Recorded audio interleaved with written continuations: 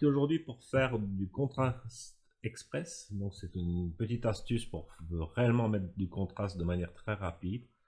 Donc les photos que vous voyez ici que j'ai utilisées viennent de pexel.com. Donc ce sont des sites avec des images gratuites qu'on peut utiliser pour des vidéos ou des sites internet.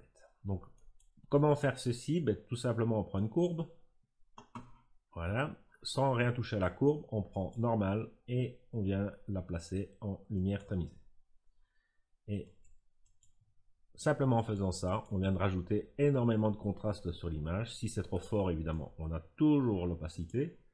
Vous avez également un masque de fusion et avec un pinceau noir, on peut par exemple ne pas mettre de contraste sur le visage du mannequin.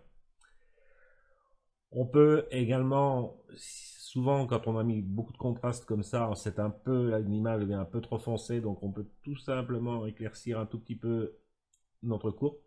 Donc à la fois on a mis du contraste, mais on a rééclairci globalement l'image, parce qu'après le contraste, souvent il faut rajouter un peu de luminosité.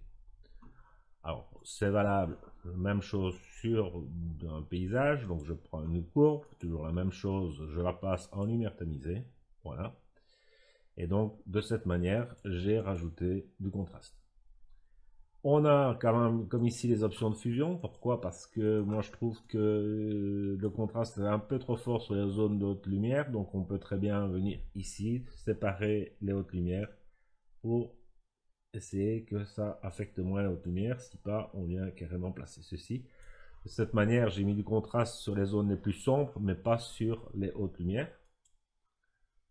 Donc, avant-entrée. Sur du noir et blanc, c'est exactement la même chose. Donc après une courbe de transfert de dégradé, on vient, on prend une courbe. La courbe, on vient la mettre en lumière tamisée. Voilà le contraste qu'on a mis. Et comme tout à l'heure, on peut rééclaircir légèrement l'image sur le même filtre. Donc pour pas pouvoir faire les deux choses sur la même courbe. Et aussi, si on veut, on peut également protéger le visage du modèle si on trouve que c'est un peu trop fort. Donc, ne pas appliquer de contraste sur le visage. Donc voilà pour une petite astuce de contraste express, je vais dire, sur Photoshop.